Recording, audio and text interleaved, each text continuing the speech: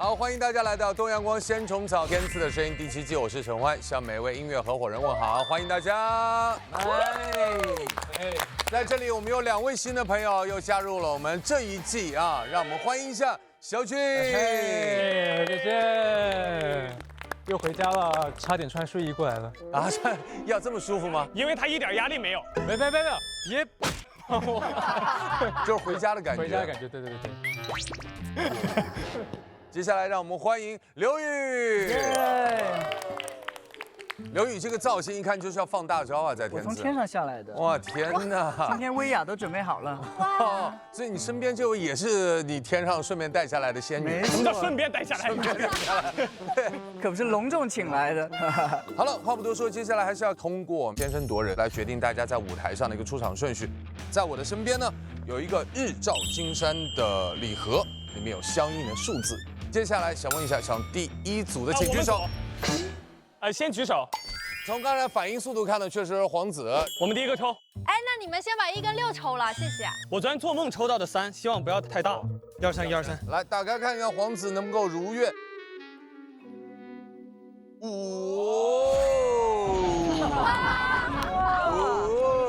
太棒了！太好了，手都开始抖了。恭喜你！慢点，不至于。腿都软了。有没有一会儿抽到3、4的想去5的？我觉得算了。我想中间。来打开。3。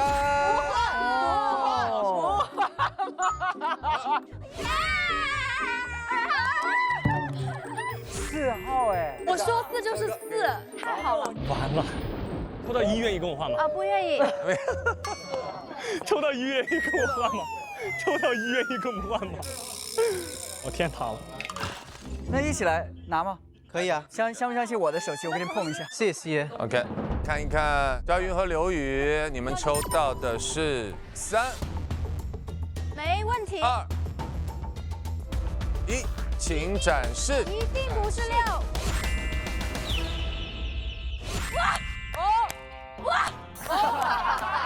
可以啊。太棒了！我的搭档太好，太棒了。怎么样？命运在自己的手中。再跟大家说一下，我们本期的推荐金曲呢，将以荣耀唱片的形式登上我们的荣耀墙。我们前4期已经分别上榜登墙了。好，我们场上见。正式舞台依旧采用逐轮对决、胜者首擂的车轮战模式。前一组演唱结束后，下一组登场发起挑战，由声音鉴赏团现场合议，选出本轮待定金曲。之后每一组登台都将挑战上一轮的待定金曲，直至决出最终的推荐金曲。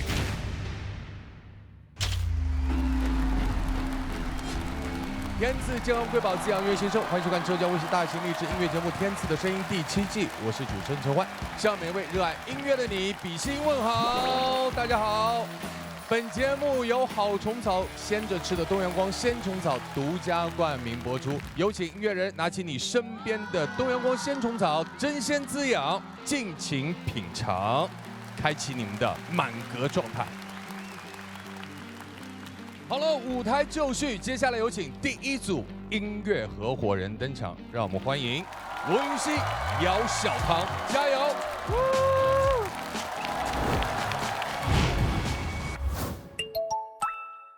我们这次呢虽然是第2次合作，但是我们是在天赐里面的第一次合作。因为我喜欢唱歌，但是我可能唱的没那么好，所以我就特别羡慕，也特别崇拜唱歌好的歌手。姚老师是一个我喜欢的歌手，我也很开心跟你合作，然后我觉得这首歌也很适合我们唱。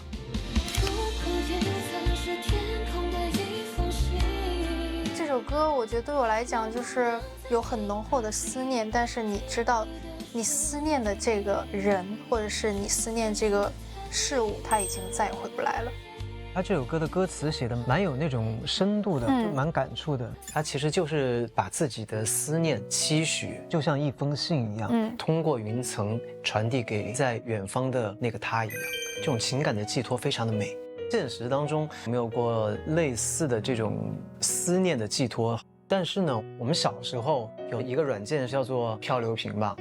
把你想说的一句话写到一个所谓的漂流瓶里边，然后你就传递出去，然后肯定也有人回复过，但其实你可能也不知道对方是谁，两个灵魂然后相互得到了连接一样，这种感觉还蛮好。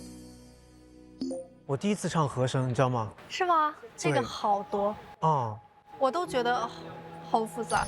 哦，金总这个和声太多了，好像有点话赶话的感觉。我觉得让一个人就没有太多和声的时候，会更好的去表达这首歌的情感。老师，那个第二段副歌，听你的声音，那个和声删掉，不能透明啊，那个删掉。其实对于我来说，这种舞台上的机会太少了，所以我和小唐在私底下也合过这首歌，然后小唐他也教了我很多东西，期待咱们在正式演出的时候，也能够让现场的老师们能够感受到这种唯美隐忍的情感传递。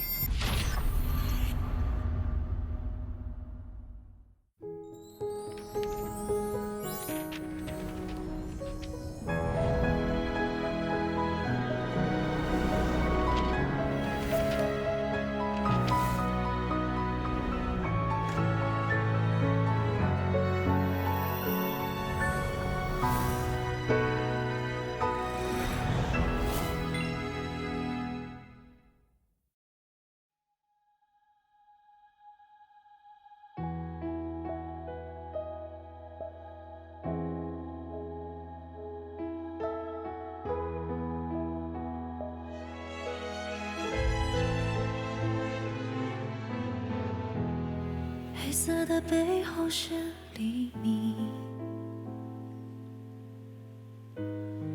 以为来日方长，所以别把梦吵醒。时间它继续飞行，下一站机场门外，拥抱你的背影。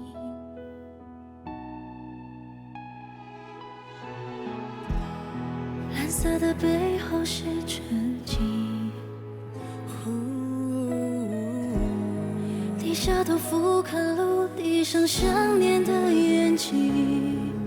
生命中有些事情，从没有原因说明，一刹那的奇迹。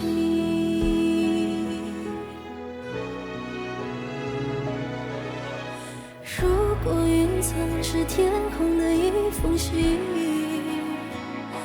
能不能再听一听，听你的声音，就算是探秘，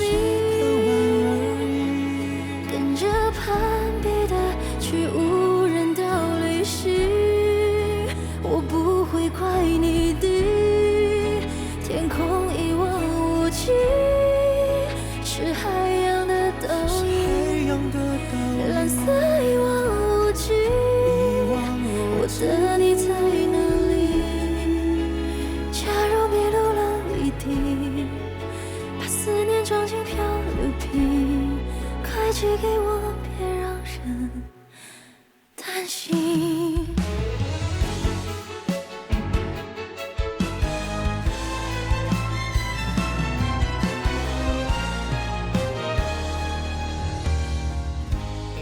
蓝色的背后是纯净，低下头俯瞰陆地上想念的眼睛。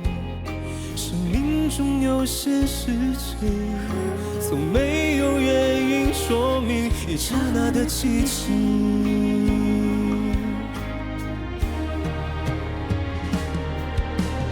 如果云层是天空的一封信，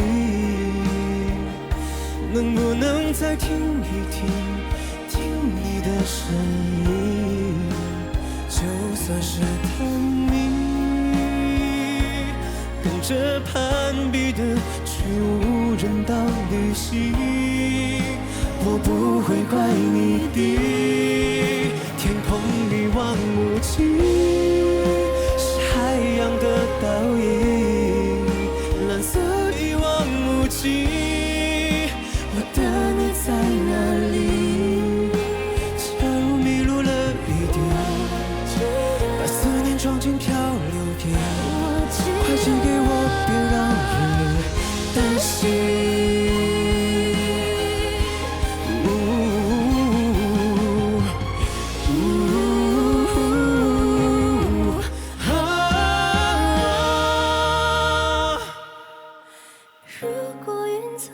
天空的一封信。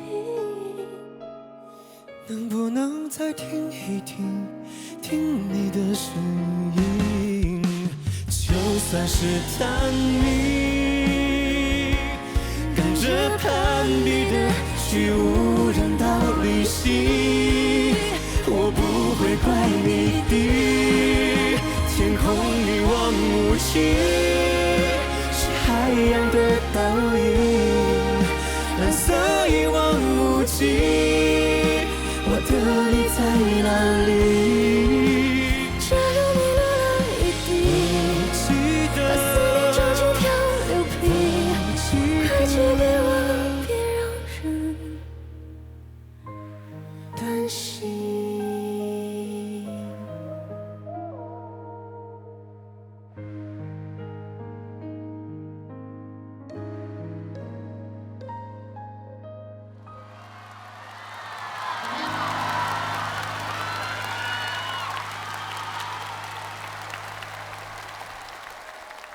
无人知道，这是云溪在天赐的第2个舞台。我想先问一下云溪，感觉怎么样呢？其实我觉得啊，咱们这首歌真的不好唱。哦，在第1次我们彩排结束之后，我去复盘，我发现，哇，我真的是在拖小唐后腿。没有。我说不行，不能这样子，因为我说我来天赐的舞台就是来锻炼、来学习的。既然来了天赐，我觉得就要做到一次比一次好。小唐也帮助了我很多，我们私底下还为这首歌去重新修改了一些东西，确实磨了很多遍。然后我觉得今天唱下来，就是真的有互相在那种灵魂的交流一样。因为他真的很认真，然后他说能不能彩排之后我们来练一下，而且我们彩排之后已经很晚了。其实我想问一下，如果面对逝去的人或遗憾的事，你会用怎样的态度去面对这一切呢？我觉得身边的人或事逝去是一件你无法去预料以及阻止的，它发生了就是发生了。我会允许这样子的事情发生，我也会允许自己感伤、感到难过，但是我会用更短的时间去调整自己，让自己从这种悲伤或者说是思念当中走出来。不管是遇见什么样的事情，我们将来的人生还很长，然后我觉得我们以后的生活依然要阳光明媚，要积极向上。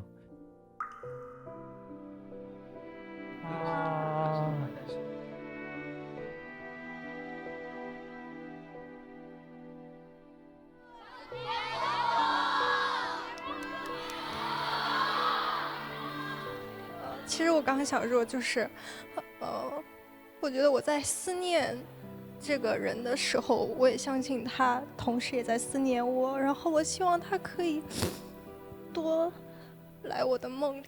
对，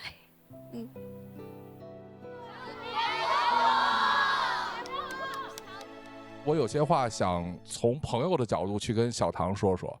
小唐在我眼里一直是一个特别会唱歌的歌手，但是今天这个舞台确实是我看过小唐数十个舞台里不那么会唱歌的，但是却是最感人的舞台。我有时候觉得我们都要面对亲人的离开，但是可能一个音乐家、一个歌者能做的事情就是用他最擅长的方式把他的情感抒发出去，然后影响到更多的人。对，其实我没有那么希望把我这首歌的内容去特别的想要去带入我自己的生活，对，因为我怕我会影响我的搭档，然后会影响这首歌的呈现。但是我觉得刚刚是唱完结束之后，我觉得云溪的那段话真的就戳中我的心，哇，那一下我就觉得我这层防线就破掉了。我不知道你现在是一种什么样的感受，但是我总觉得在刚才的歌声中，我听到了一些大于音乐的东西。我觉得太棒了，云溪她的声音为这首歌添上非常浓厚的一笔色彩。虽然我自己听下来，我会觉得说，悲伤的成分比较居多。在我听到像这样子的歌曲的时候，我是非常容易自我 emo 的，对。然后因为小唐的声音本身就带有一种好像在说故事的感觉，就领我们入这首歌。然后等到允熙的声音再出来的时候，我觉得两个人的声音好像就像刚刚说的是那种灵魂上面的一个穿梭。接下来有请光光。男歌手罗云熙，他聪明地弱化了声音机能的硬对抗，副歌高音区稳定输出无瑕疵。女歌手姚小棠音色辨识度评分高达94分。总的来说，两人配合默契度数据满分，堪称本季最佳男女合唱范例。哇哦，这么高的评价，比心。云熙，我上一场给你的3个建议。头2个是表扬嘛，第3个我说批评，第3个批评我也想和你说，因为这种合唱的舞台不是你自己的舞台，你要懂得避让。每到你给肖云唱合音的时候，你都在抢。我批评的你那个建议，今天好了，完全没有了。对，因为这首歌小唐一直在很弱的去诉说，你的和音一直在让着他，我觉得你们2个这个和声的配合特别的好。所以这个舞台我也是真心喜欢，我也希望云熙加油，在歌手的路上好好发展，加油！谢谢。好的音乐能打动人，贵在真诚。选礼物呢也是一样，更看重真材实料。就像咱们这款日照金山礼盒，寓意吉祥顺遂，10多项质量检测，层层把关，品质看得见。选礼物最重要的就是放心，东阳光鲜虫草上市集团出品，自己送的安心，家人朋友收的也开心。好的冬虫夏草经得起溯源和检验，东阳光日照金山礼盒传递吉祥祝愿。好，我们要把热情的掌声送给第一个如此精彩且感人的舞台，谢谢罗云熙，谢谢姚小棠。接下来向这个舞台发起挑战的音乐合伙人，让我们掌声有请杨丞琳、欧阳娜娜，加油！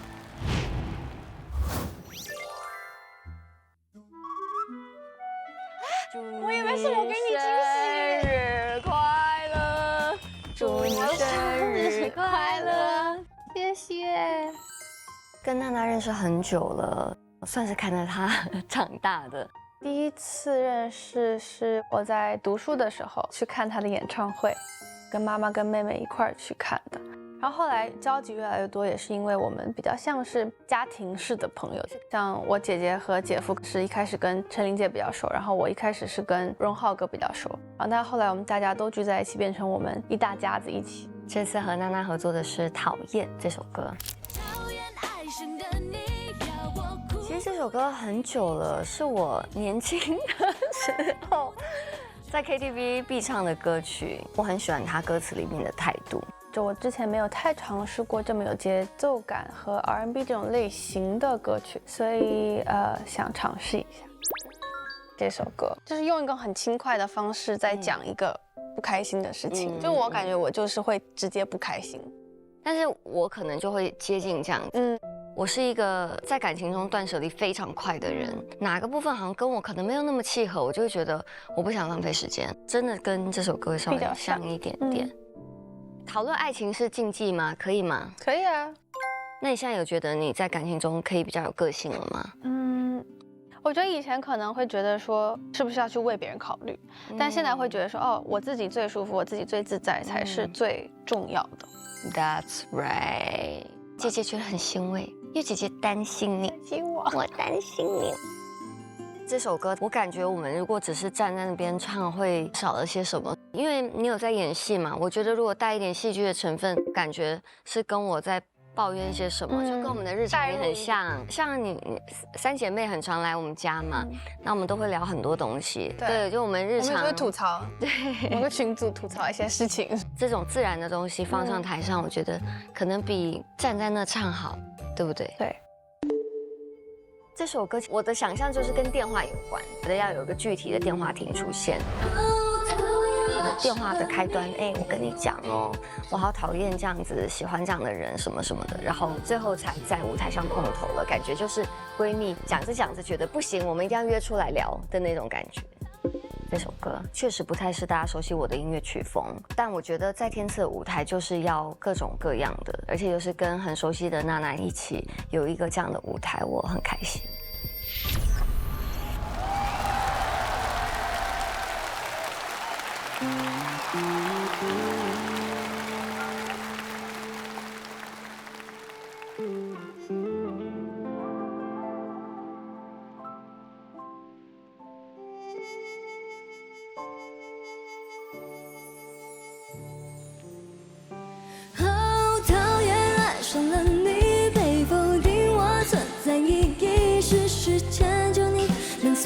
自己，才虚情假意。讨厌爱上了你啊，我苦苦压抑委屈，为了在一起装作不在意，这太没骨气。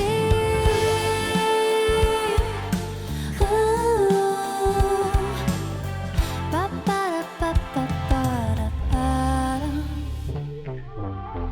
半夜我又失眠，听着 DJ 放的烂音乐，像在嘲笑我最近的恋爱不顺利。寂寞到2点半，决定上网寻找一点反对，谁管他什么迷惑行踪，比跟你好谈。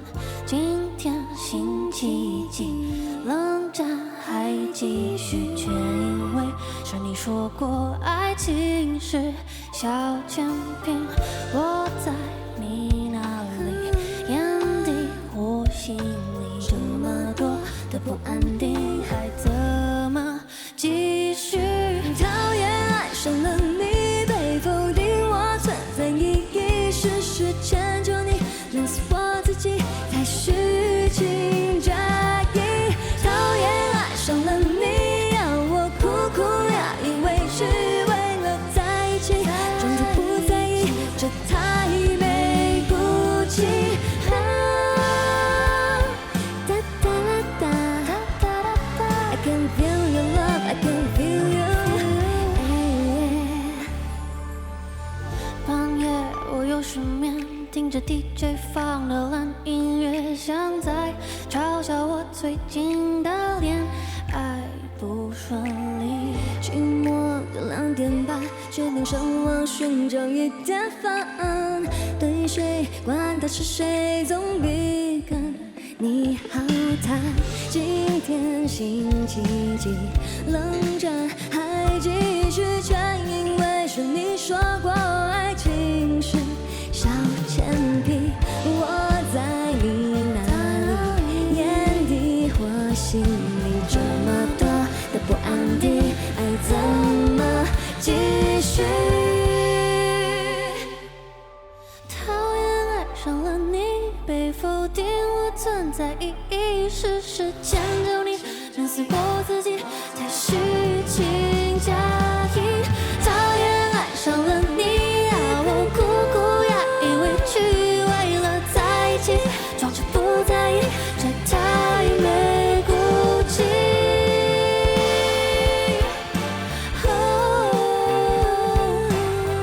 哒哒哒哒哒，爱走不下去，走不下去。哒哒哒 I can feel love, I can feel it。讨厌这样的爱，别想我会被你伤害，我先甩掉你。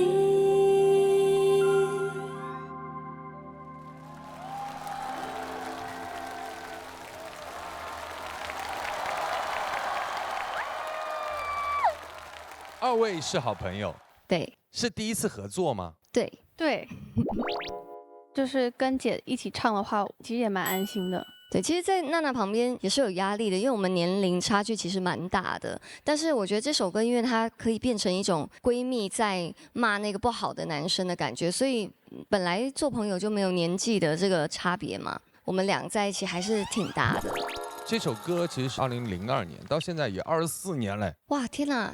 对，这首歌发布的时候我才2岁，发布的时候我出道2年了。哇，那你看又好有缘分啊！你看一首歌啊，它居然24年依然在今天还能再火博的这么大的流量。这首歌到底你觉得好在哪里？其实说真的，音乐的市场我们是摸不透的。可是如果是一个很耐听的歌曲，它肯定可以耐到20几年。我觉得它真的是歌词写得很生活，就你可以感觉很多人在爱情里面真的很爱说反话。然后还有这种跟闺蜜抱怨这样子的这种情绪，我觉得也很常见。这首歌我太喜欢了，就感觉自己有一点恋爱里的小骄傲的那种。我觉得真的就特别特别的甜蜜的爱情才会有这样子的感觉。就2个女生在讨厌什么？爱到要死，好吧？对，就是这种心情。哎，但我说真的，我们的那个聚会的女孩挺多的，我确实就是那个劝离不劝和的人。就是我肯定会判断，如果这个人很好，我会觉得再努力呀。但如果你都已经受伤成这样了，为什么还要继续呢？太没骨气了，这样，有这种感觉。当然这是闺蜜之间女生的视角，我们听听男生的视角。首先非常荣幸啊，我跟上面的2位歌手都合作过，他们俩今天的这个舞台让我觉得真的是非常非常的享受，非常非常的松弛。就是我讨厌唱的那么好听，真的是。哇，你好会唱。所以我们男生说讨厌的时候，不见得就是真讨厌哦。哎呦哎呦，是不是哦？哎呦哎。而且我非常喜欢这首歌的编曲，也是在 R&B 的电子里面加了很放克的那种感觉，然后就弹性非常好，非常喜欢这个舞台。我们生活当中多多少少会遇到一些讨厌的人或事哈，那如果遇到了该怎么办呢？我们的态度会怎样呢？一般我可能把他约出来，然后跟他说，哎，我讨厌你。啊，没有，大部分时候其实好像我都是那种，就是那种，哎，就好啊，下次有机会的话。嘿嘿，糗得很。但其实最近有个很有名的挑战也是这样，笑完之后，哈哈哈哈哈。转头就直接变脸，你们俩一起来个，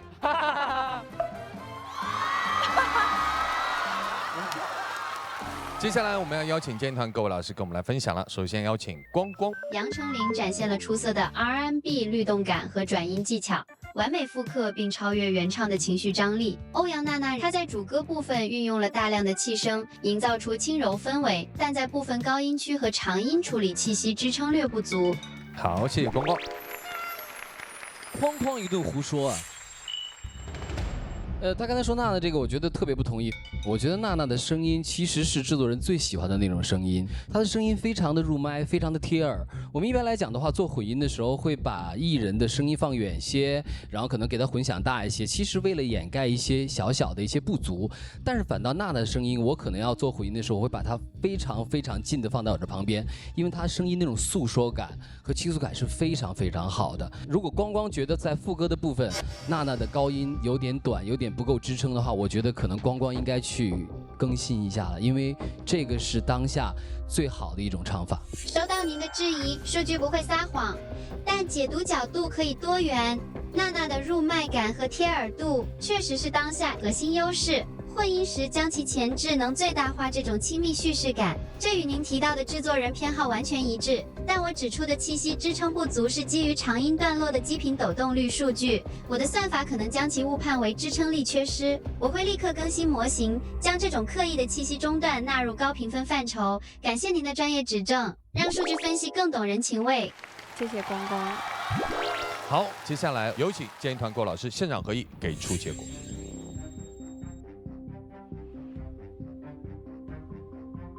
我觉得无人之岛更好。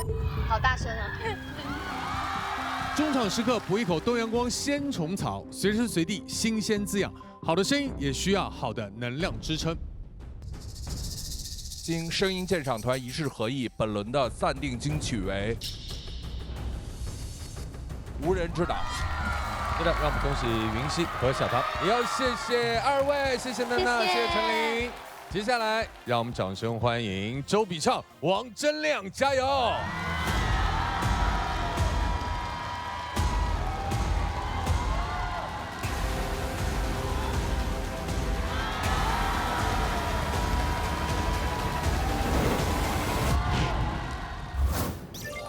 伴随着比比的歌声坐飞机一路过来的，因为我跟比比是坐了同一班的航班，然后呢，我都在飞机上要睡着的时候，然后听着前面，哇，好美的歌声，然后一看比比坐我前面，然后他还在为了这次的录制，然后在练习当中，都有练习。你也听到我在那儿？对，我听到了。一些声音，对，你觉得后面就是有点那种立体环绕声在你后面是吗？不好意思啊，你这次非常开心，然后能够跟比比一起合作，对，我也是，唱了一首我们都非常非常喜欢的歌曲，爱我还是他。对，这首歌我真的很久没唱过了，然后应该就是以前比赛的时候唱过。6进5，哇，你还记得是几进几？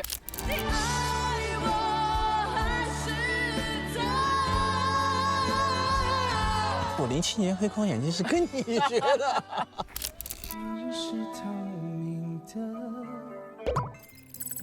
黑框眼镜，这卖超好，那个时候就做的，引起时尚的潮流。发型也是要有一点这种，短发的都做那样。对对对。05年的夏天啊，现在想想有点像平行世界一样，也是因为有那个夏天，然后才会有现在的自己哦。其实我在07年比赛的时候，海选也唱了《流沙》。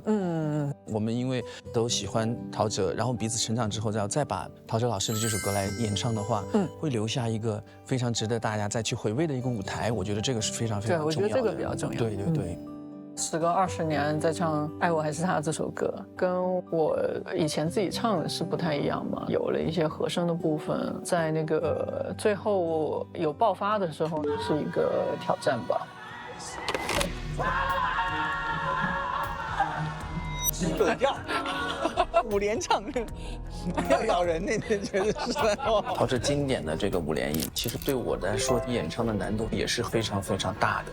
但是对于这种竞演的舞台，哪怕天大的困难，也要跟你的搭档把这个歌曲给拿下来。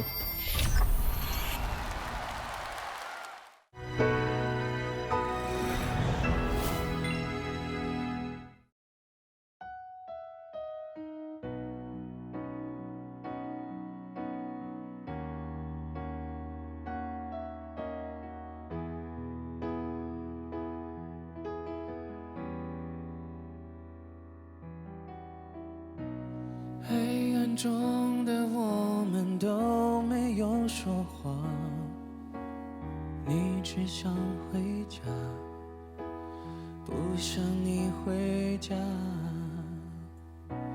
寂寞生的伤害太让人害怕，温柔你的手轻轻揉着我的发，你的眉眼说你好渴望我拥抱，你身体却在拼命跑，当欲望在燃烧。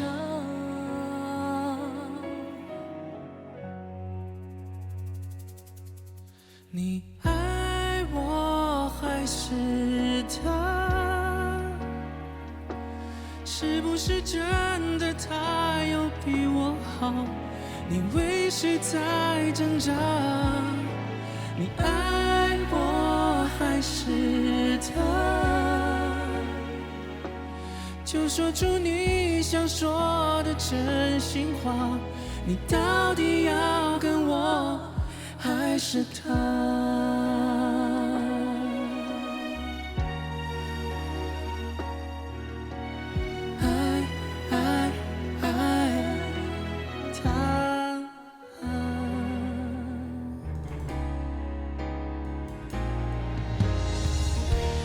这是不是命运对我的惩罚？爱你也没办法，恨你也没办法。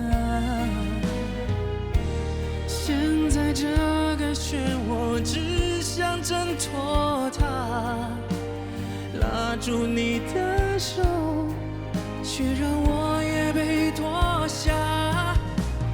你的眉眼说你不渴望我拥抱，每当爱变成煎熬，你就开始摇头。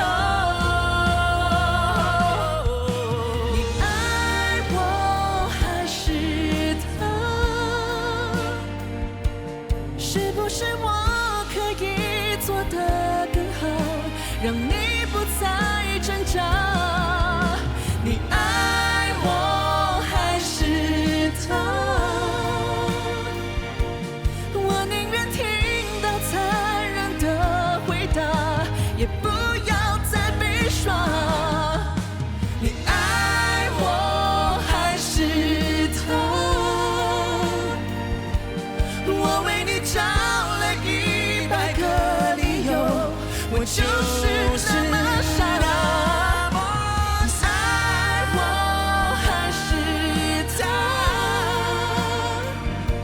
是否沉默代替你的回答？我应该明白吧。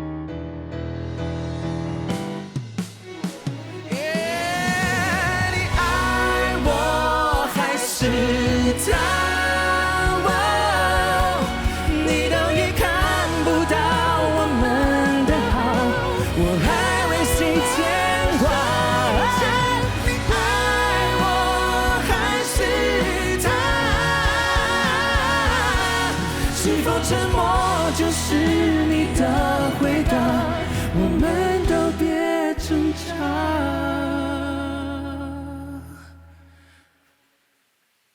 去爱他。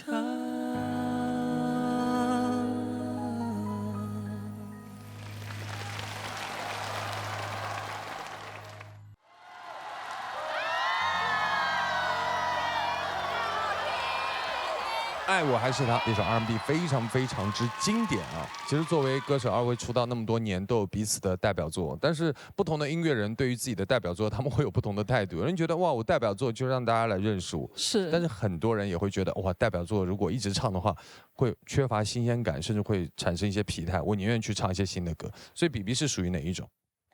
其实我是不太喜欢重复的人，对，就是我翻唱过的，然后我就是不太喜欢继续翻唱，然后什么的。但是我最近，然后我对自己来说的一些这个想法有一点转变。哦，怎么又变了？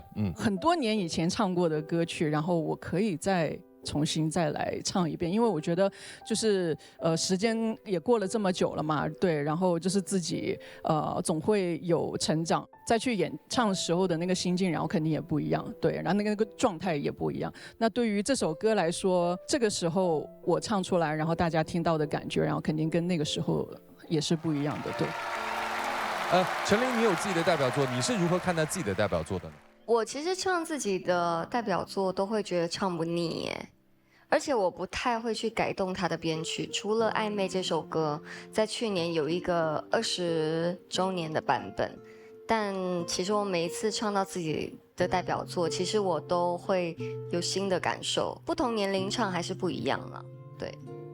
所以我想问一下肖云，其实我觉得有代表作就是对我来说是蛮骄傲的一件事情，可能有的人说。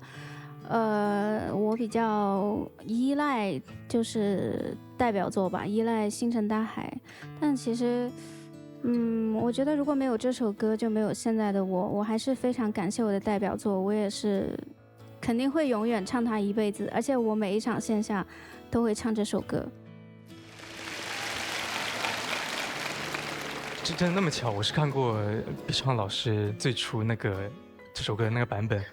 我看那个版本的时候，电视机是那么厚的，对，那么厚的，是的。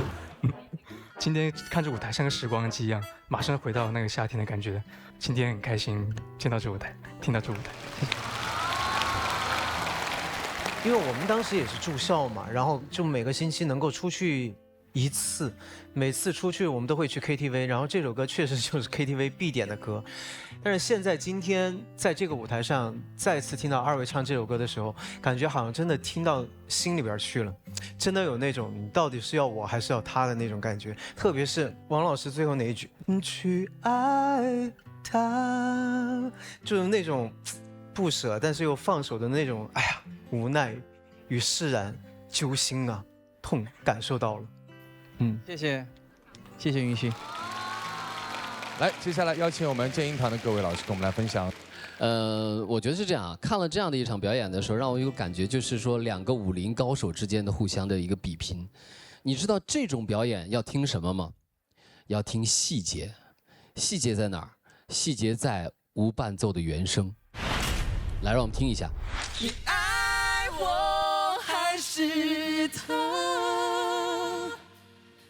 我为你找了100个理我就是那么傻，那么爱我还是他。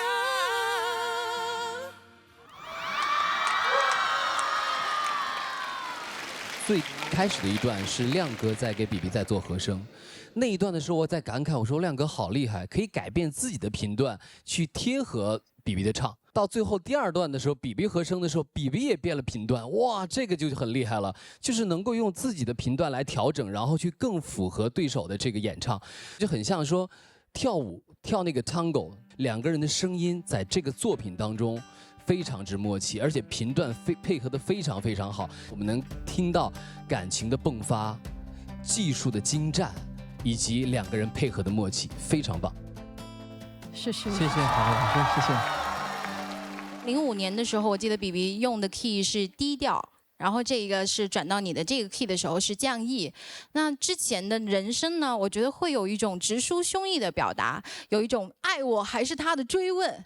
那我觉得今天的演唱会有一些更平衡的表达的方式，我觉得这是不是一种内心视角对于爱情选择这个普世课题的一些小小的变化？所以我也想请比比聊一下，是不是在声音处理上有一些不一样的变化？我觉得可能这个就是我经过这么多年，然后我慢慢的对于不同的音乐，然后有不同的理解，然后以前不理解歌词的部分，就是比较直白的，然后去表达出来，就是年轻的时候，然后也比较热血一点嘛，对吧？然后现在，然后我觉得会比较的更沉稳一些。现在的音乐里面，然后都会有更多的是克制在里面，会让整个歌，然后可能听起来会更加的，就是那个感情会更浓一点吧。对，谢谢。在2首歌之间选出1首待定金曲，有请建议团老师现场合影。我觉得爱我还是他更好。我觉得阴天更好。透心凉，心飞扬，活出你的爽，雪碧酷爽时刻。喝雪碧，做个爽人吧。接下来有请声音鉴赏团代表公布合议结果。非常的焦灼，经过几轮讨论，经声音鉴赏团一致合议，我宣布本轮待定金曲为《爱我还是他》。谢谢，恭喜恭喜比比，恭喜王铮亮，谢谢2位，稍作休息。接下来向《爱我还是他》这个作品发起冲击的音乐合伙人士，让我们掌声欢迎杨宗纬、高睿，加油！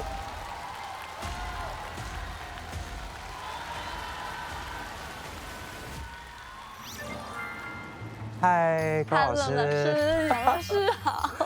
我们今天要唱的歌曲呢，是我爱的是爱我的你。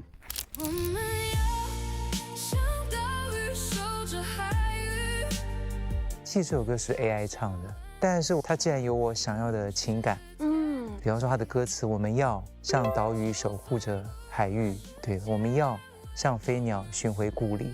我认为这个情感是很无畏的，甚至是不考虑后果的。对，这也是我想要的感情状态。哦，对，还有这句哇，当我连自己都放弃，那个爱我的人对还在这里，这句太戳了。而且这句其实我觉得我自己觉得很难唱。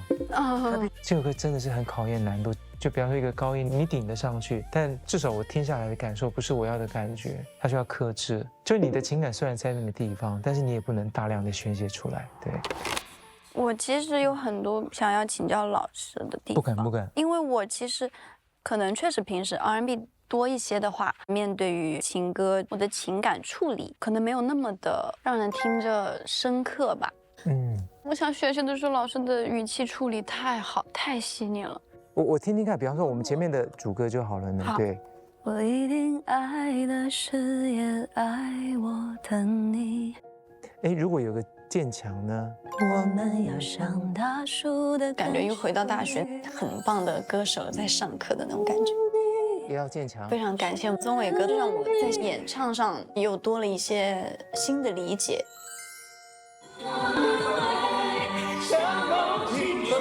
还是觉得老师的声音就是带动着我。还是要多亏了宗纬老师的激发。宗纬哥一开嗓，电影的那种情侣分手的那种画面全部在我脑海里浮现，然后我一开口，我直接就进去了。其实我觉得他不是不擅长，他可能只是还不知道他有这个能力。当我们彩排到后面，他就是变得很释放，感觉在歌曲里面也很自由。合作都是这样子，他越来越好，我就会越沉浸。我也很期待跟他有什么样的火花。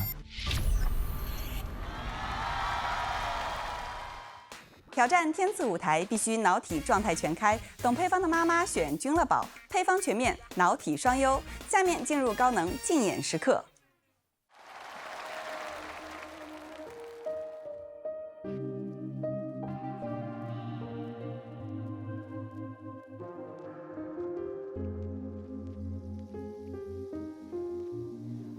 我想我爱的是，也爱我的你。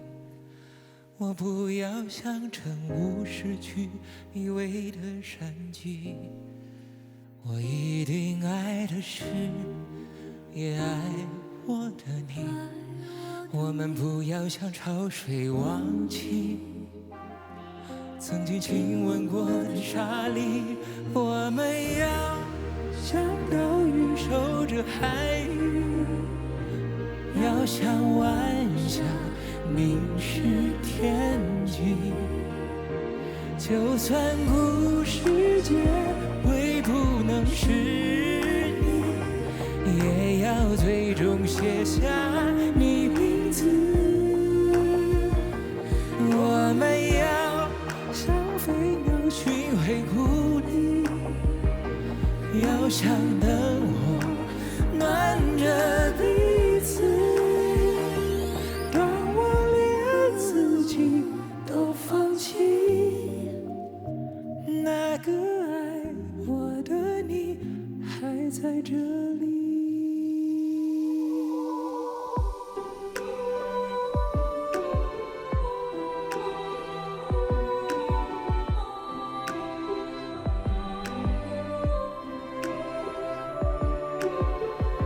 我一定爱的深，也爱我的你。我们要像大树的根系，风里雨里缠在一起。我们要像岛屿守着海域，要像晚霞凝视天际。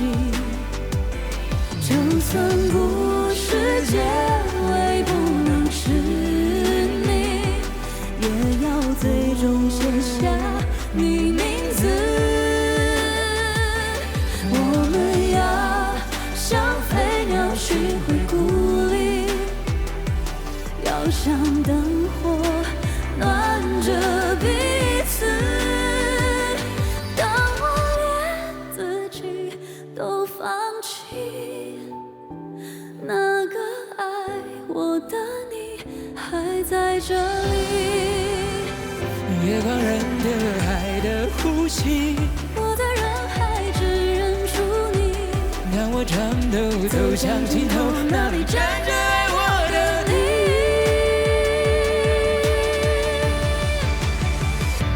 我们会像流星决然前行，会像故事完成回忆。每当想起在我心底的你，就连时间都忘了流逝。我们会像梦境重复更新，会在梦里重复相遇。如果我放弃了自己，爱我的你一定将我抱紧，爱我的你一定将我抱紧。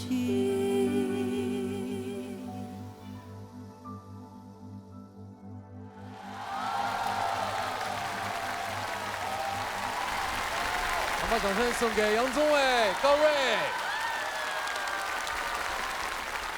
刚刚唱完的当下，真的很想进到录音室，就是跟高瑞把这首歌再唱一遍，然后看有没有办法发行。对，这是我的想法，因为我刚才唱完的一瞬间，就是有很多想法，千丝万缕这样子，然后又有感伤，又有期待，然后又有很多画面。不瞒你说，宗纬哥其实是一个感性的动物啦。对，那我希望我刚才那个愿望可以怎么讲？实现。对。但这首歌其实听上去缓缓的，但是学音乐的人，包括歌手，知道它其实难度是大的。因为其实这首歌在我第一次拿到它的时候，我发现它是一首电脑歌，然后我就想说，其实，我就尽量的不听它的原曲，因为我会很怕受它的那种机器的影响，因为我觉得就是好的歌曲要流传的话，始终它得有点人味儿。对，我最开始一个人练歌的时候，我没有特别的，就是那么带入。今天跟宗纬哥一唱。我好像更进入这首歌了，我感觉我得到了一些好像很多人一切的经验都集于我一身，我可以帮他们所有人唱出来那种感觉，真的很感谢宗纬老师，太开心了。这里先邀请小唐说一下自己的感受。我觉得因为跟宗纬哥是前年就合作的，我会好好的。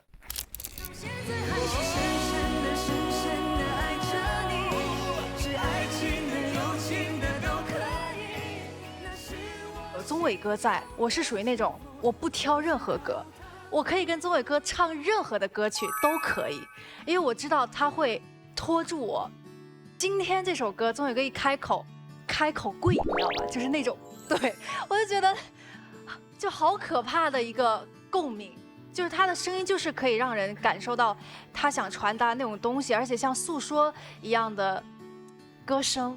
然后我觉得高瑞他在我心里就是一个很丝滑的一个声音，我很喜欢他唱和声的时候，因为我有找到感觉，就是我在台上唱和声的那个感觉。我不知道你喜不喜欢唱和声，就是我是一个很喜欢唱和声的人。在给宗纬哥或者是你的搭档去搭这个和声的时候，我们会心里就觉得哇，就是很和谐那个和弦，对，就是哇，就心里超级舒服，你知道那种感觉。所以我就在你身上看到，就是哎呀，我们有很多一样的地方。谢谢。谢谢。我觉得这首歌里面出了一点小问题。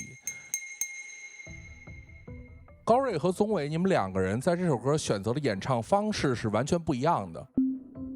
宗纬是我们常见的那种，你唱情歌是那种大动态的演唱方法，但是高瑞的唱法是那种非常线性的，就是我们说声压可能比较统一的一种演唱方法。我们要像岛屿守着海域，要像晚霞凝视天际。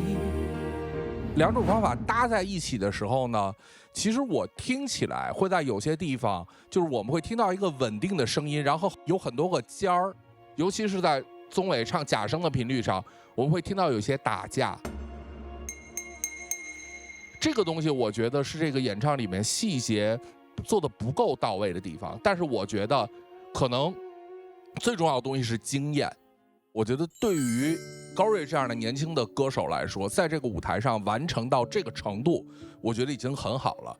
接下来我们就是要不停的打磨舞台，不停的积累经验，把这个歌唱到更好更完美。其实梁老师分析的非常精确。我之所以想把高瑞拉到这个录音室里面，就是慢慢磨，有点像大哥那种感觉，就是看到一根苗想把它就是扶正这样子。所以我觉得今天这个地方呢，其实我觉得高瑞他其实表现的是比我还要成熟。有些时候你的痛是隐隐作痛，而不是爆发式的痛。对，所以谢谢梁老师。我觉得说我跟高瑞，我们多配合，我们多交流。这个舞台，我想补充1-2句关于声音技术上的问题。那我觉得大家可能低估了这首歌的难度，尤其是刚开始的时候，这首歌是一个降 E key， 那其实是横跨在宗纬歌的第2换声区，所以他要做非常大的动态的这个真假声的转换。那宗纬哥呢，一向是以共鸣非常强的高音著称的，但在这一段，他为了符合这首歌曲表达的意境，做了非常多的气声的落声的处理，所以这本身对于一个成熟的歌手来说是一个非常难的挑战。那高睿呢，他这首歌是降一转到 G， 那到了 G key 之后的副歌，实际上是在他的第一换声区。第一换声区这个点，对于一个女高音来说，想要用一个非常强的、非常结实的声音来去横跨这个第一换声区，也是一个很难的挑战。所以从声音技术上来说，我觉得两位都能做到在声音技术上表达自己的情感。接下来到了我们建音团现场合一的时间。我觉得爱我还是他更好。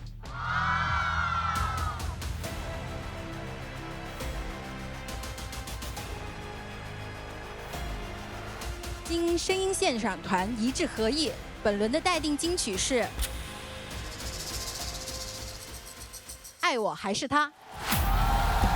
让我们继续恭喜王铮亮 BB， 也要谢谢高睿，谢谢宗纬哥，谢罗总。接下来继续向爱我还是他发起挑战的音乐合伙人是，让我们掌声欢迎黄子弘凡、肖俊。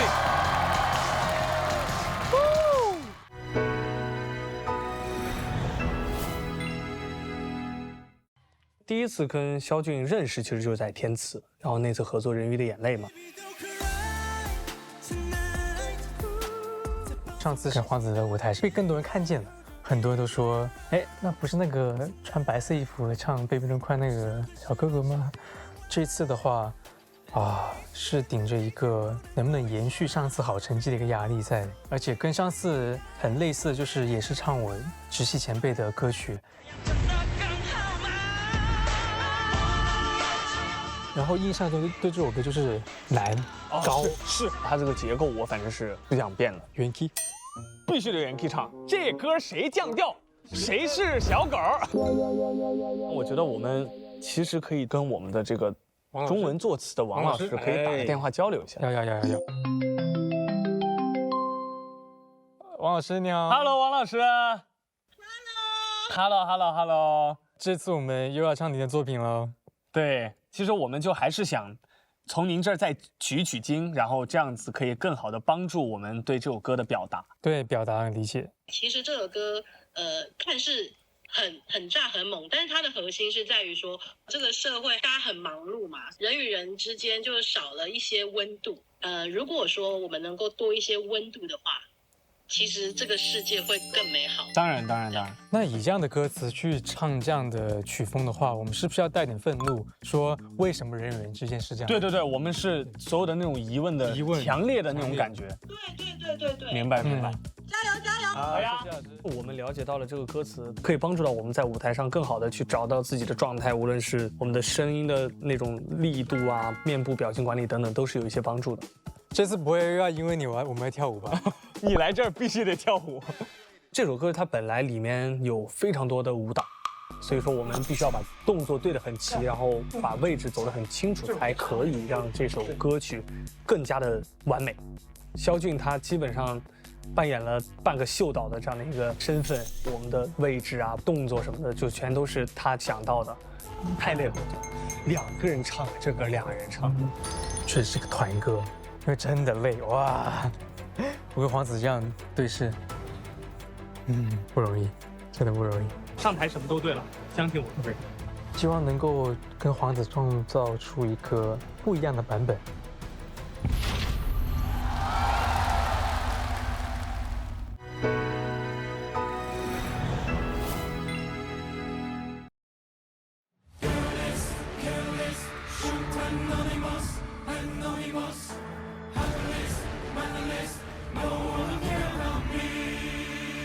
是我的感觉，谁在乎？只有忍耐，我再也无法接受，闭上了双眼。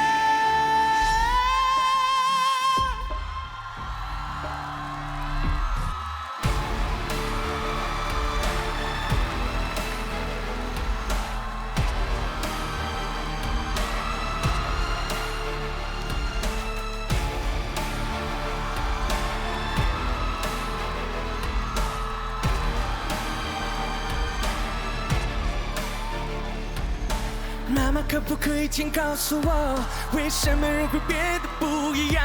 那些经受过的美丽日子是真的存在过吗？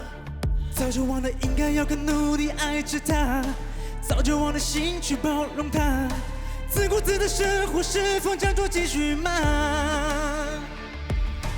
隐形在你的面具背后，充满许多的表情，到最后却始终如一，真的更好吗？我们要这样，不再看彼此的眼神吗？不再对我讲话吗？不再说你爱我吗？就算受了伤，眼泪也如雨的下，改变就能解答，改变就能到达，告诉我妈妈妈妈。都忘了什么时候开始，我们被关在聪明里头。我的世界只在零和一的节奏度过。没有生命力，没有感情，每天毫无感觉，越久就更寂寞，只有自己受伤和难过。相遇和牵手，感受泪和笑容。最贴近的频率，我们开心感应，可能会来吗？隐形在你的面具背后，充满许多的表情。最后却始终如一，这样真的更好吗？我们要这样，不再看彼此的眼神吗？不再对我讲话吗？不再说你爱我吗？就算受了伤，眼泪也如雨的下，改变就能解答，改变就能到达，告诉我妈妈妈妈。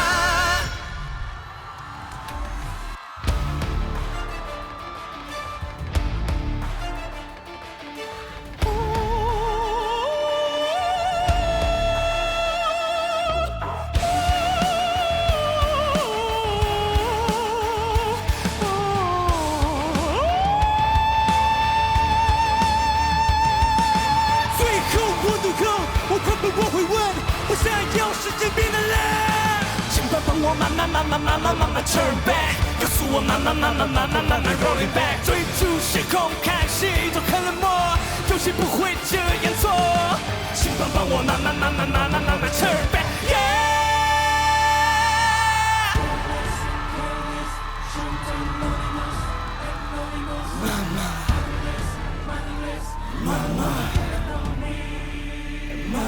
因为收到了祝福，我能感觉到真的快乐，多想要每天认识更多的人，把碎了的心重温，只要有爱的单纯，找回我原本笑容里的真。我们要这样，不再看彼此的眼神吗？不再对我讲话吗？不再说你爱我吗？就算受了伤，眼泪也如雨流下，改变就能解答，改变就能到达，告诉我妈妈妈妈。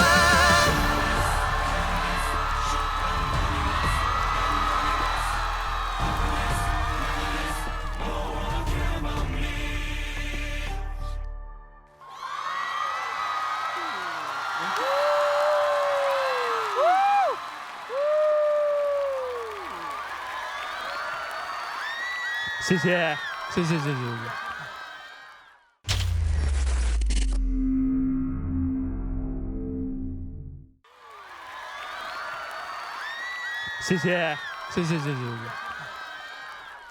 不行，我们没有喘气，我们就嘶哈是吧 ？ending， 我们要 hold 住，盯住。当然，在这里我们要再次欢迎肖俊回到我们天赐的声音，谢谢。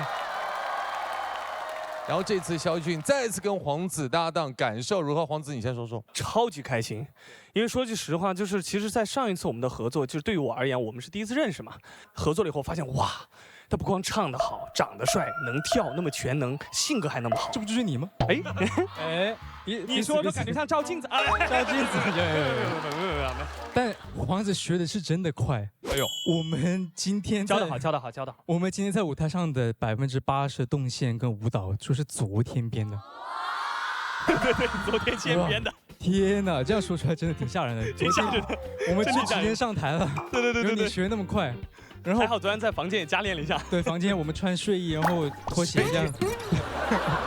但其实刚刚上台的时候，我看见我们在唱歌嘛，在这唱的时候，我看见你在对我笑。隐形在你的面具背后，充满许多的表情，到最后却始终如一，真的更好吗？我就感觉这次对了。对，因为我觉得唱的好牛啊，哥们儿。我们唱的很牛吗？对啊，就我们感觉哇，好棒啊，唱爽了一点。有点是，真的是唱爽的感觉，对，刚刚是。当我坐在这里，在现场真的看到2位的表演之后，我刚刚还跟小唐说，我说太燃了，我鸡皮疙瘩都起来了。特别是你们中间那一段，黄子在吟唱，然后肖俊在前面，太帅了那一段。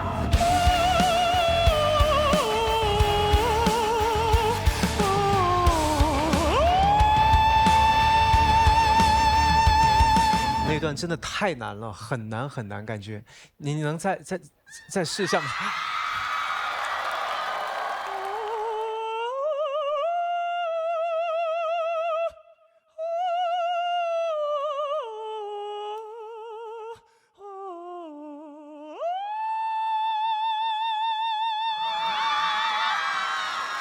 精彩啊，黄子！就这些，每次吵着那个陈琳姐的耳朵，因为我们上下层都吵到她。啊，黄子你在练妈。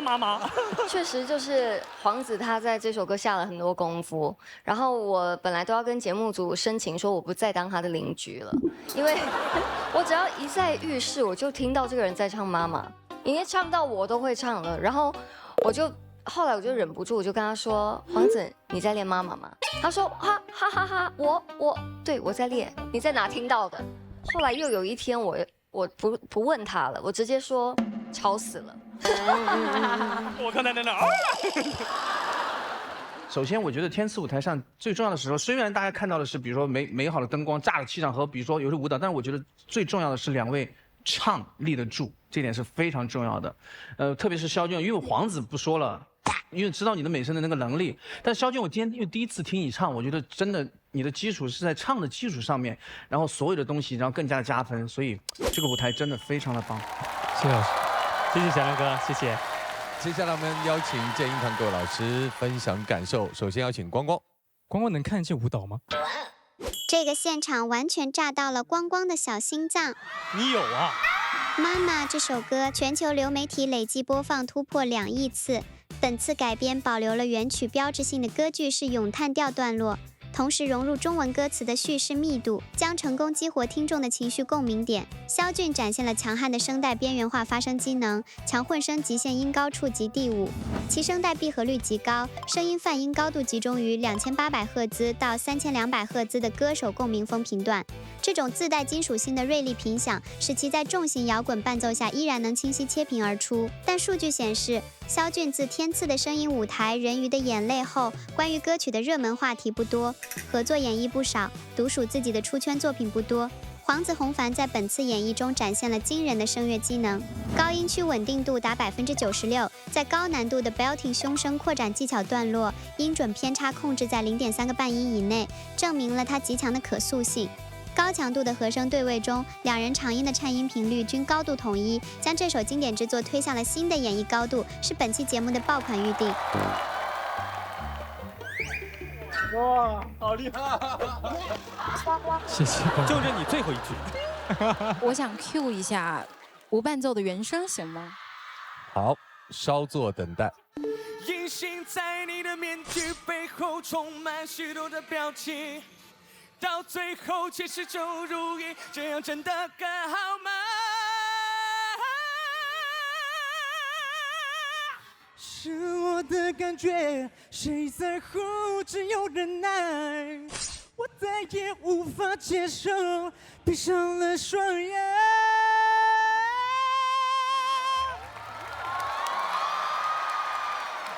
哇哦，你们在挑战声音机能的极限哎！我们经常说的声音机能好，可能会展现在他能唱多高的音，但是其实在今天的2位的舞台当中，我听到了机能的灵活切换，比如说从一个流行的高音的唱腔，再到一个极高音的金属的声音，再到极端音色的表达，这才是最难的。但是啊，我有一个小小的遗憾。原曲这首歌呢是唱跳的舞台，所以它除了挑战极限的机能之外，还挑战的是在跳舞的过程当中呼吸的支持、气息的支持和声音的配合，所以这是我的一个小小的遗憾。当然，在天赐的舞台哈，我们建议团老师如果提出要求并且能满足的话，我觉得哇，那真的是锦上添花。所以肖俊是否可以在我们天赐的舞台展现你的舞蹈的魅力？要不我就跳一段原版妈妈的舞蹈吧。哇，可以，原版展现。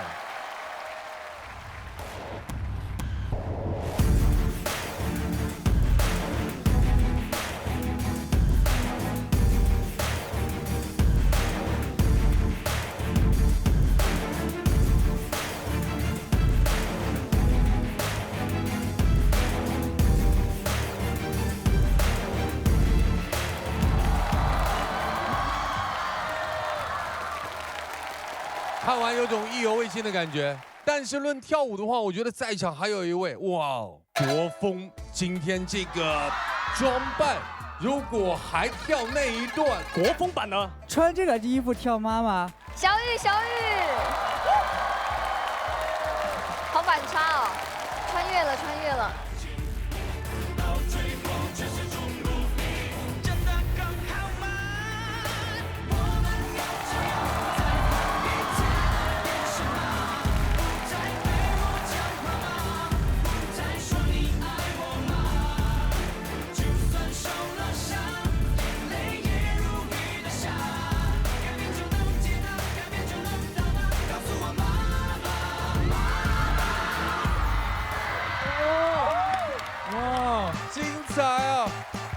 哎，原来穿国风的衣服跳这个，另外一种感觉，好好看啊！也就是穿这个衣服才敢展示一段。好的，现在欢乐过后，又到了我们紧张的时刻了，马上要决出本轮的待定金曲，有请建议团现场合议给出结果。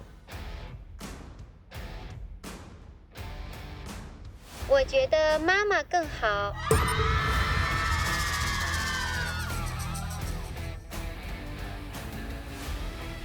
由声音现场团一致合议，本轮待定金曲为黄子弘凡、肖俊妈妈。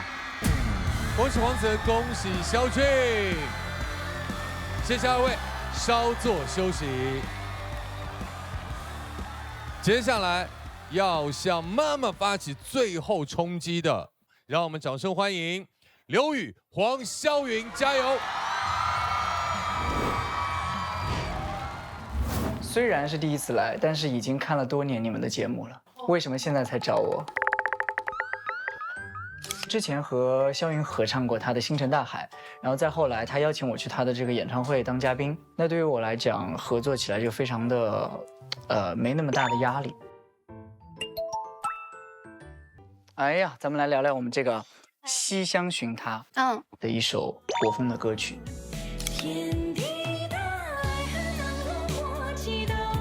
因为我家里也是戏曲世家，到后来慢慢接触到国风音乐，才发现小时候听的戏曲其实对我有帮助。它其实在无形当中给我养成了一种骨子里独属于中国文化的那种内涵、那种底蕴。我非常喜欢国风的歌曲，我觉得年轻人他们都非常喜爱国风文化。你知道为什么我觉得现在年轻人喜欢国风文化吗？就大家对于我们国家文化越来越自信，越来越敢于表达和骄傲的去介绍。对的。我相信每一个中国人都会热爱的。这首歌它的创作背景是王实甫的元杂剧《西厢记》，崔莹莹和张生两个人的相爱的一个故事，以它为载体创作出来的一首国风的歌曲。一个书生和一个千金小姐冲破门第，冲破家庭阻力，最后走到了一起。在那个年代，就是很叛逆的，所以他才很动人。没错。戏腔就是这首歌里面的特色，是我第一次正式的在作品里面尝试戏腔。我学的这个方式，说实话就是自学野路子，跟我学唱歌一样，听一遍模仿一遍，然后录下来听，觉得不对再重来，再听再模仿，它可能没有那么的标准。一段你坐着，给你露，先露。好，我站在这个空间里，然后我还是一个和你合唱的状态。我们这次调整了它的歌曲的结构，把一开始的副歌就放到前面来，然后在中间设计了一段舞蹈，最后加了一句的念白。这些年不断努力，不断去加强自己的能量，去向大家传输我的一些国风的理解，希望它可以受到更多人喜欢。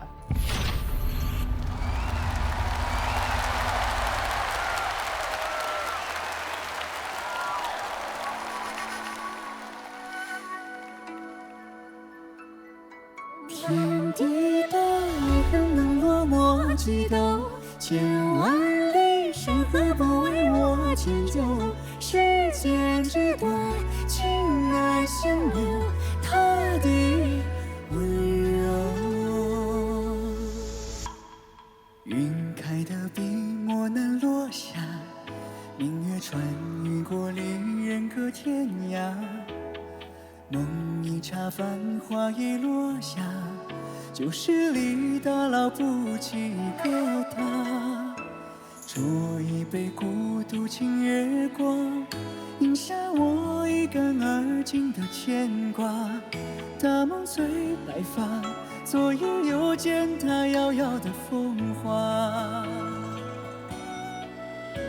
听西厢月楼笛声声唱罢，在长亭苦等，却等不来他。竹林外的酒家，传来边关外的声沙。天地的爱恨能落魄几斗，千万里山河不为我迁就。世间之短，情难相留，这份离愁。道不尽红尘巍巍高几楼，心无缘不写一场梦难留。落了叶落，伤了心头，他的温柔。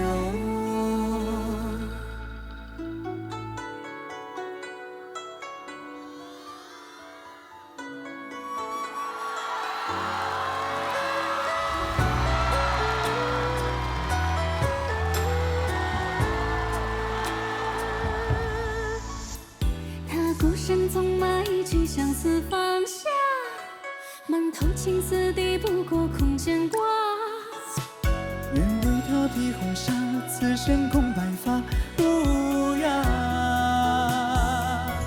天地的爱恨能落寞几斗，千万里山河不为我迁就。世间之短，情爱相留，这份离愁。道不尽红尘巍巍高几楼，心无缘凭写一场梦难留。落了叶落，伤了心头，他的温柔。天地的爱恨能落魄几斗，千万里山河不为我迁就。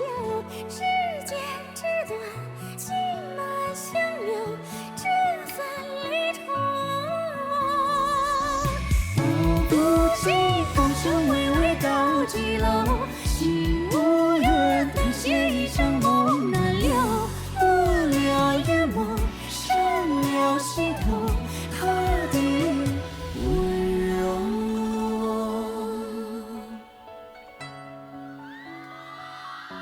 歌情何引渡，你是牛人泪。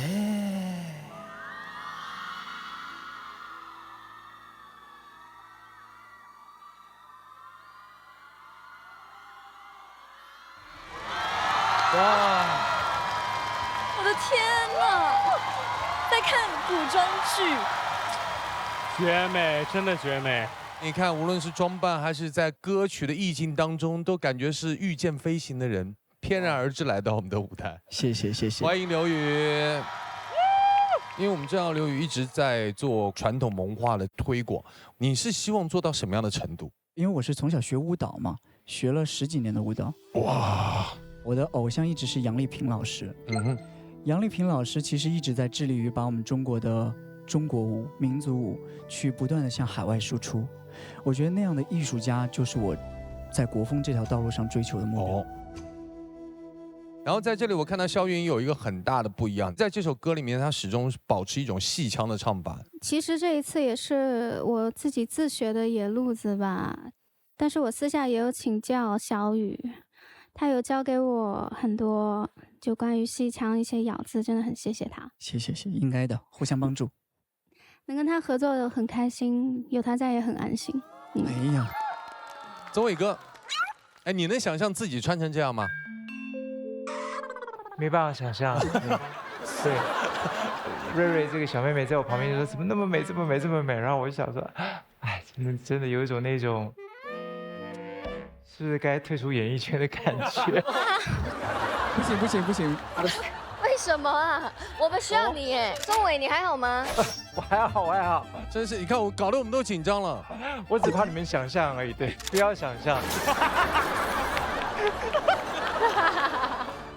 由于我自己，我知道，就是他本身，他这个舞蹈功底是非常非常的扎实，然后他甚至可以透过他的就舞蹈传递情绪。更难的是，我竟然看到就是肖云他的身段是很流畅、很自然，所以我相信这个刘宇一定给他很大很多的帮助。对舞台的设计，他也花了很多的心思，纸伞啊、花瓣啊，我的衣服也是他给我的。根本不用操心。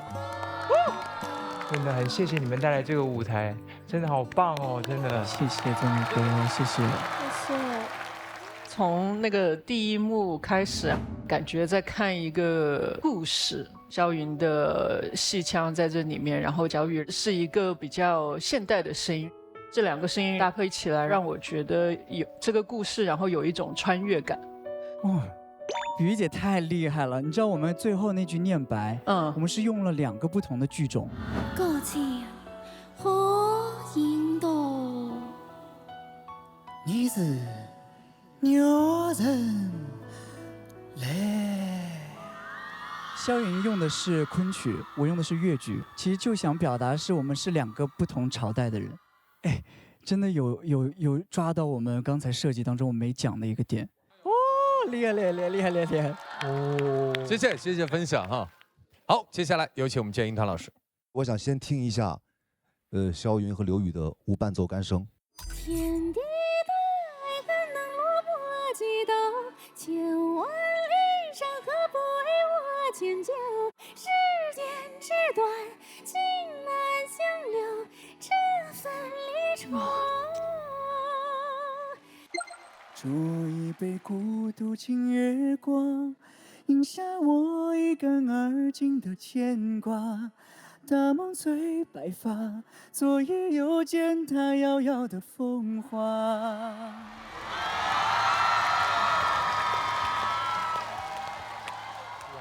刘宇，我是第一次听你的现场，我挺吃惊的，我觉得唱得特别好。对，谢谢。肖云是这样的，如果我在马路上听到这首歌，我不信是你唱的，证明你实际有很多的可能性。然后另外我盲猜一下，这首歌会火。借你吉言。借您吉言。在我看来，这是今天的金曲。其实我跟刘宇在舞台上，我们有过一次比较激烈的讨论，关于国风歌曲。我希望在以后的这个国风舞台上，我们能出现更多的能够指引年轻人，除了在把自己表面上扮得很漂亮，像一个中国的文人一样以外的，更多的对中国文化的研究，这个是我的期望。我们要从古人的艺术作品、古人的意境里面取得营养，又不能脱离我们现代化的发展。我觉得这是一个非常优秀的舞台。音乐在做尝试，再把流行唱法包括戏曲唱法去做结合，包括我们在看舞台上这些看起来非常简单的舞美，其实在特别重要的点缀了这首歌应该有的情绪。在我心目中，这首歌真的是我在天赐这么多年的国风舞台里面看过的最好的舞台。谢谢老师。谢谢老师。刚好借由梁元老师的话口，我们展开说说两位年轻的歌手是怎么样在这个舞台上将流行歌曲融合了一些戏腔声韵的表达。首先，刘宇，你在演唱的时候是一边唱一边叹的，比如说像夏和他。尾音唱“风华”两个字的这个“华”字的时候，没有做快速的颤音。左影右见它遥遥的风华。其实这是一种颤音的慢颤，也是我们戏腔当中常用的做法。好，那萧云呢有一句特别值得考究，就是那句“听西厢月落乌啼声声唱罢”。好，这个乌啼两个字，它做了一个倚音和滑音。如果我们平时唱是乌啼，但是他唱的是乌啼，所以这就是体现了两位年轻人对传统文化的研究，以及放在这样的流行歌曲当中做到了一个声韵极致的表达。谢谢老师。谢谢老师。接下来真的是一个超级两难的抉择，一边是极然，一边是绝美，到底哪一首歌，哪一组音乐合伙人会成为本期的金曲呢？稍后公布。谢谢二位。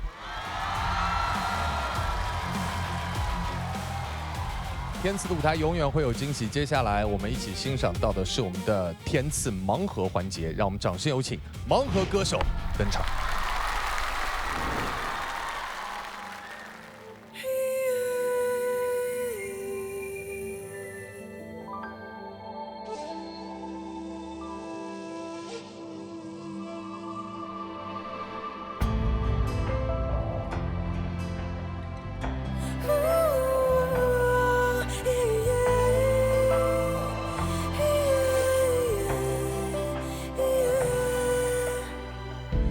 承受了千年的身体，曾复制苦也泪苏醒，适应凄凉的叹息，揭开咒语。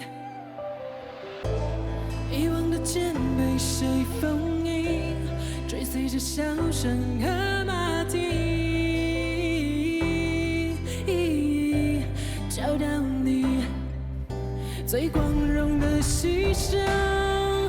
是英雄的宿命，挥剑的瞬间，心却在哭泣。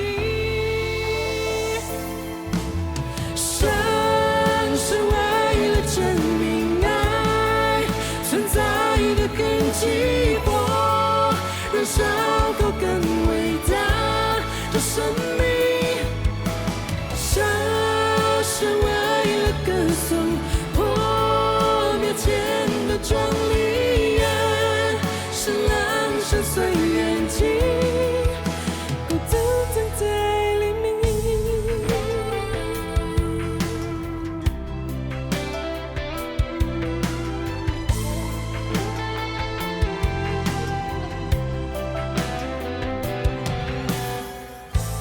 看不见未来和过去，分不清生死的差异，不带走喜悦或遗憾，离开这里。破晓和月牙在交替，我穿越过几个世纪，只为你，桃花瓣在飘零。这悲凉的风景，强求回不去，一生刀光剑影。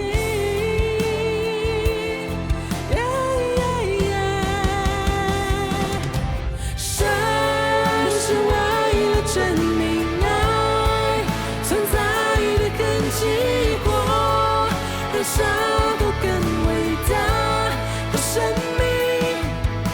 生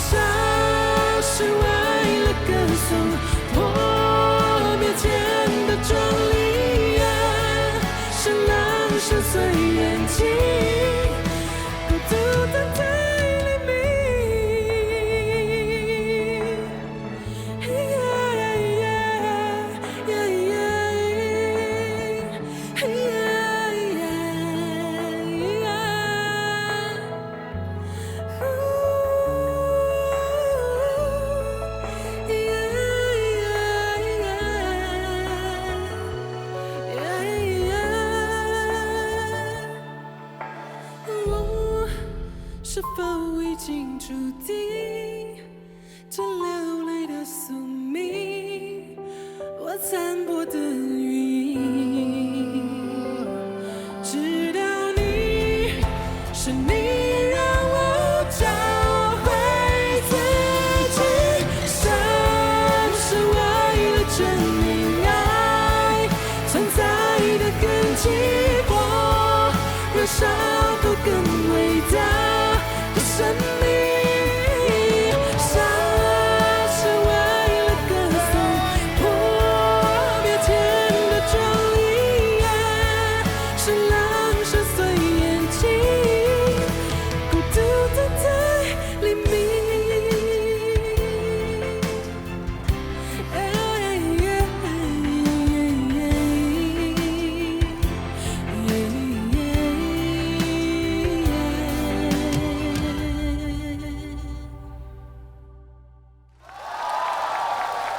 掌声送给我们的盲盒歌手 JS 组合。大家好，我们是 JS 哥哥妹妹，我是哥哥陈忠义，我是妹妹陈绮萱。哇，欢迎哥哥妹妹组合啊！JS 组合在圈内是很有名的，因为他们自己本身有很多的代表作。《杀破狼》这首歌呢，就是由哥哥妹妹组合创作完成的。对，是我们2005年写给《仙剑奇侠传1》的主题曲。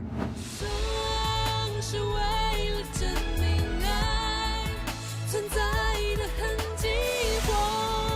但好像这几年在荧幕上看到你们的机会就少了，什么原因？妹妹的话，因为她结婚然后生小孩，我就继续做幕后的工作。这段时间就都在写歌，然后帮歌手制作。后来妹妹生完第2个小孩后，她就觉得说，她的梦想还是在唱歌。对，因为到了23年底的时候，刚好有一个机会，有找了我们去唱《杀破狼》，然后重新站在舞台上面唱歌的时候，我才感觉到，就是我已经好久没有这样子100%的属于我自己，展现我自己。对，因为只有在唱歌的时候，在舞台上面，我才是那个爱唱歌的陈绮萱。今天应该现场也有看到老朋友吧？有没有一起在音乐上合作过的朋友？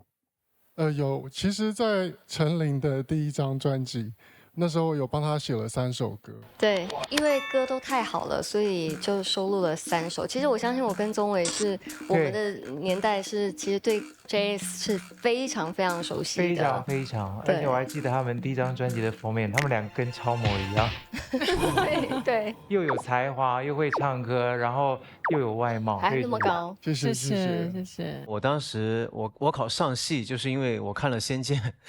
我喜欢胡歌哦，然后05年的时候，正好我就考进了上戏，结果发现胡歌他毕业了，对，追了个空。但是呢，当时确实这首《杀破狼》就一直在脑海当中记忆非常深刻，是非常优秀的作品。谢谢。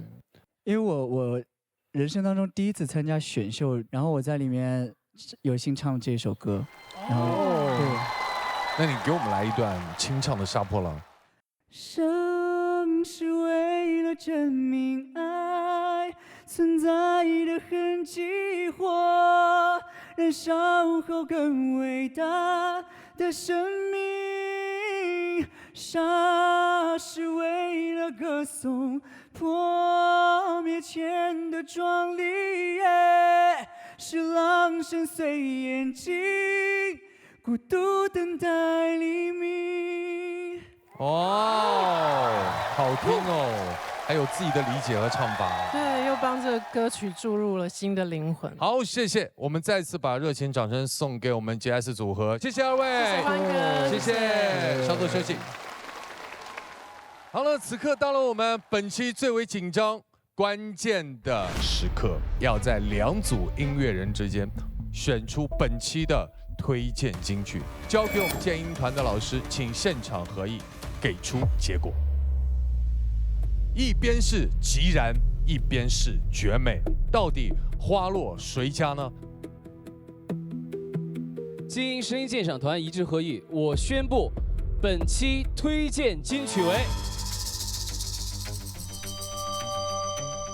西厢寻他》，刘宇、黄霄云。让我们恭喜刘宇，恭喜黄晓云，西厢寻他成为本期推荐金曲，有请二位来到舞台。接下来进入到东阳光仙虫草金曲荣耀时刻，请接受来自东阳光仙虫草的3重荣耀加冕，有请日照金山礼盒致敬天赐之声。金色唱片刻录永恒的天赐之声，以及这一枚内置了原声高光片段的先生荣耀 AI 勋章。正如我们的东阳光冻干鲜虫草锁住每一份鲜活营养，这一刻的高光也将被我们永久珍藏。荣耀定格，掌声响起，祝福二位。永远做男儿正确的事情。我知道推广国风文化它不是一件轻松的事儿，但是你们一直在做，并且做出了成绩。就像我们国风文化真正的内核一样，永远不是独美，而是大家一起共美。也希望下一期天赐的声音，各位我们继续不见不散，再见。